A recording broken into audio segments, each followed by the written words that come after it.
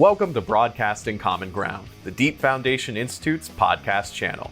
In this series, Morgan's Mentors, Morgan NeSmith will be talking with industry representatives about career challenges, mentor, and mentee advice.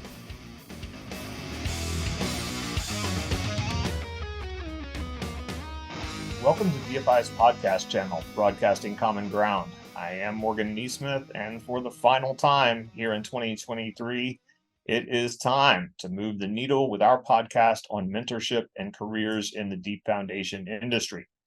Now, our guest this week, with over 25 years in the geotechnical industry, Karen Armfield is currently the director of the New York City Geotechnical and Tunneling Group of WSP USA, as well as a longtime adjunct professor at the New York City College of Technology. I am most familiar with her from her involvement in numerous professional development organizations, including the Women in Engineering Design and DFI's Women in Deep Foundations Committee. Karen, thanks very much for joining us today. Thanks, Morgan. I'm glad to have this opportunity to speak to everybody.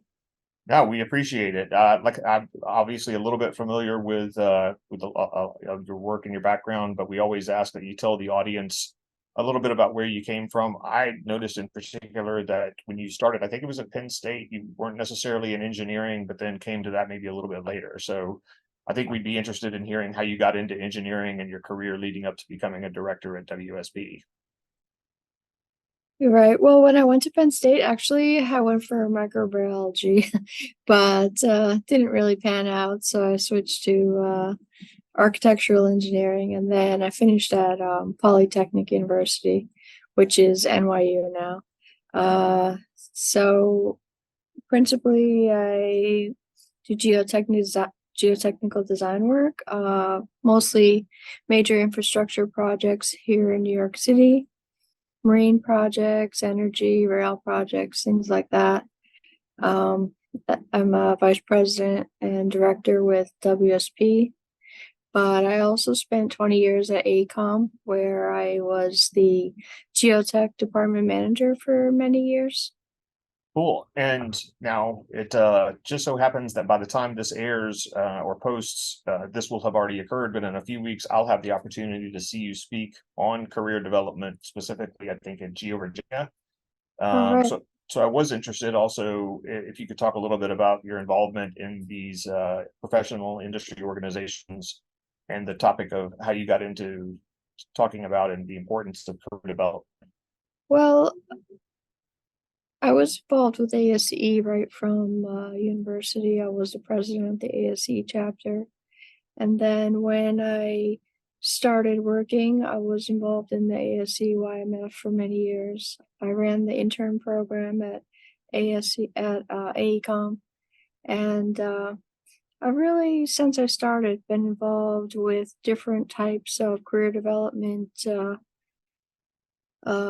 issues for civil engineers. I've spent 10 years on the National Committee for ASCE, doing career development and making continuing ed modules for young engineers. Plus, being a professor, I have a lot of interaction with students. So I would say my whole career I've been involved with, career development initiatives for young engineers. Sure, it's great.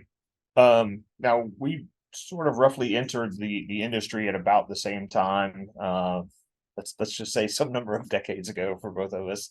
And that was a very different time. Certainly, I think things are a little more organized, and companies may see the benefits and importance of mentorship and training in a way that was not viewed in the 1980s and 1990s in particular, and frankly, in particular for being a woman entering the construction and engineering industry at the time. Now, were there people either early in your academic career or professional career that were mentors, either formally or informally, and how were they influential in sort of steering you into the profession? Probably my earliest mentor was my structures professor, Robert Rattay. He used to arrange visits for us to different engineering offices and get us speakers for the ASCE. And that really helped me as a student to see what we'd be doing day to day in the office. Also, he helped me get my first internship at the DOT. And as you know, back then it was hard to get an internship if you didn't have the connections in the field, you know. Now, one of the things that I talk to students and young engineers about a lot is sort of maybe what I see as a fear of taking some chances, and of course, sort of sticking with the known. And sometimes I'm concerned that younger engineers are passing up what could be interesting opportunities that may lead to other opportunities they can't even see right now. That's one of the things I mentioned I was hoping you might talk about is a moment, or whether it was a project or a time in your career where it might have been easier just to not do anything and keep doing what you had been, but you did take an opportunity or chance and that yielded some ancillary benefits that have helped you progress along the way. That's true. You never know where these opportunities might take you. I'd say the best example of that is when I was at AECOM, I only had 8 years of experience when my supervisor and mentor offered me up the position for a deputy manager of the geotech group. I was kind of nervous at the time, but he had a lot of confidence in me, encouraged me to take the role.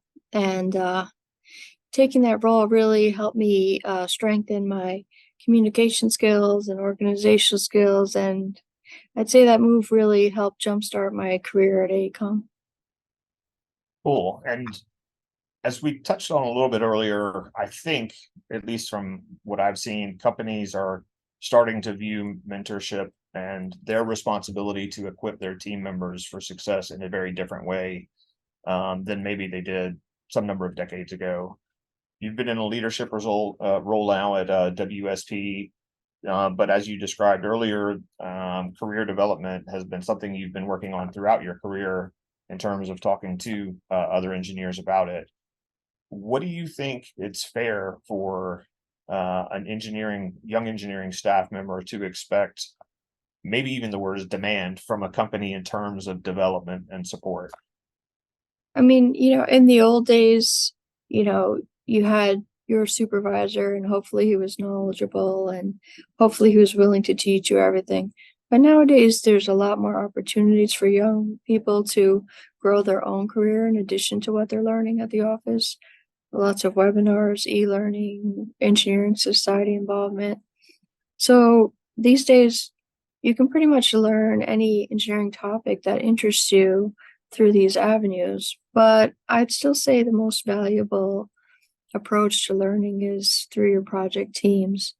So the managers should be focusing on building a skill set within those young engineers that'll make them eligible for key roles in their projects in the future.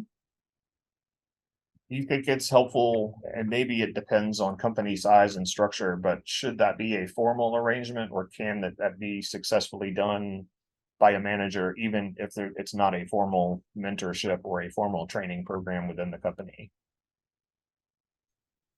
It can work both ways, but I feel like you learn the most in projects teams when you're the junior engineer teamed up with a senior engineer or a project manager, and you're working through the project together. I feel like that's the time when you're building your skills the most. Sure, absolutely. Now, conversely, again, as someone in a leadership position at WSP, what are you thinking about in terms of your expectations from a new engineer or someone early in their career when they join as a team member? You're going to give them all the benefits of your experience, but what should they be bringing to the relationship to maximize that experience for them? I mean, the most important thing is that the young engineers know that it's up to them to constantly build their knowledge, build their expertise. If they have a mindset of curiosity and the drive to learn new things, really that can take them anywhere in their career. But they need to have that drive that will advance them to the next level. Sure. I have sometimes noticed a little bit of a shift in mindset too, that things like going to conferences which I thought of as opportunities maybe are starting to be viewed as extra. And I'm a little bit concerned about that mindset because that always seemed like a great opportunity to meet people and just expand your horizons Yeah. and maybe a little bit too much focus on these are my hours. Anything outside of that is extra. Do you know how to balance that in today's with with some of the generational differences in today's workforce? I mean, I know for me, the thought of going to these conferences every year inspired me to write all the technical papers and learn about the different topics that I could present at the conferences. And being able to attend the events, you learn so much in that short few days. It's really beneficial, especially to young engineers. Even just walking through the vendors and hearing about all the equipment that's going to be used on future projects, knowing who to reach out to when you have a difficult project, it's really gives you an edge above the other young engineers that don't attend. Yeah, I agree, and I appreciate you saying that because I sometimes have a trouble articulating everything I feel like I've gotten out of attending the professional events over the years that have certainly been very important for me. When we started these podcasts here at DFI, our very first podcast was it was actually called Interview with a Survivor. It's a little more dramatic maybe than it needed to be, but it was just about surviving challenges. We tried to move away from the term failure, but just talking about when things don't go as planned or as expected. That could be in a career path manner or a project manner, but it's really talking to young engineers about how we deal with adversity, which is going to happen in any career at some point. In your talking about career development, is that something that you could talk to and or speak to about with regard to something that's happened in your career and how that played out and how you dealt with it? Yeah, a good example of that is when I left AECOM, I thought, perhaps I would like working at small companies. So I had left AECOM, I went to a small company, and that wasn't really panning out, didn't really fit my personality. I tried a different small company, also didn't fit my goals. Ended up that, at least I gave it a try and found out that, uh, you know, working in a small firm was not really for me, that it helped me shape my next move in my career where I made me think about what do I really value in my career. And I found out that, working in a large firm with large projects and all their complexity was really a better fit for me. And working with large design and construction teams was really more of what, drove my inspiration in my career. Yeah, that's a great answer because it sort of goes back to one of my concerns about younger engineers being a little bit, I don't want to use the word afraid, but concerned about leaving a known opportunity or an unknown situation to take an unknown opportunity. Even if it doesn't work out, it is a stepping stone possibly to another opportunity, and it doesn't need to be a setback necessarily. So I really appreciate the way you articulated that. At this time, it's time for us to take a very brief break and recognize the sponsor of this episode, and then we'll be back for more of this last episode of Morgan's Mentors. Hey, students and young professionals. We hope you're enjoying this episode of Morgan's Mentors. DFI is thrilled to have you here. Besides great podcasts like this one, DFI has lots to offer you as you prepare and begin your career in the Deep Foundations construction and geotechnical engineering industry. I'm Teresa Engler, Executive Director of the Deep Foundations Institute, and I'd love for you to get started by becoming a member. Student membership is free, and individual membership for young professionals is very affordable. Once you've joined, check out DFI's communities of technical committees, task forces, working groups, and user groups. They're all busy addressing issues affecting deep foundation practices, and by getting involved with them, you'll build your professional network. Also, be sure to browse the publications and resources pages of dfi.org. You'll find magazine articles, technical papers, research reports, manuals and guidelines, plus videos and career information. Students, don't miss applying for scholarships. Applications are open in the spring and the fall, and also participate in our annual paper competition. There's also a competition for young professors and grants for female professionals. We value your involvement as the future industry leaders. Now, back to Morgan. Okay, thanks very much. We want to welcome you all back to Morgan's Mentors and thank Karen Armfield again for joining us today. But before we go, Karen, we always ask every guest the same question. And once we've even been able to make this dream come true and have someone on the podcast that someone else had mentioned we should. So I will ask you if you could interview anyone, living or not, doesn't even have to be engineering related for the podcast, who would that be and why? Living or not, I think I would choose Emily Roebling.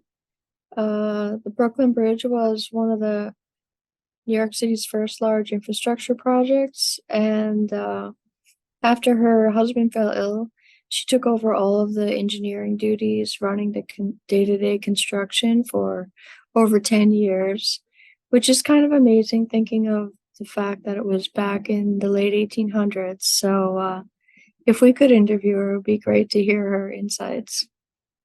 That is one that I'm probably, unfortunately, not going to be able to make happen, but you're right, because it's a great story that not enough people know about. So that's an awesome answer. Well, Karen, I really appreciate it. Thanks again for taking the time to come on the podcast. And for all of you out there watching, listening, we appreciate all of you as well. Now, a great man once told me that no one knows the future, and that's what makes it so exciting. But maybe we will see you again in 2024 and talk to more of Morgan's mentors. And until then, remember, the truth will send a ripple through your body. On behalf of DFI, we hope you enjoyed this episode. The views, information, and opinions expressed during Deep Foundation Institute's podcast are solely those of the individuals involved and do not necessarily represent those of DFI. DFI does not verify or take responsibility for the accuracy of the information contained, nor does it warrant that the information contained herein is suitable for any general or specific use. The podcast is available for private, non-commercial use only. Editing, modification, or redistribution of this podcast is prohibited. Thank you for your time. Keep on surviving.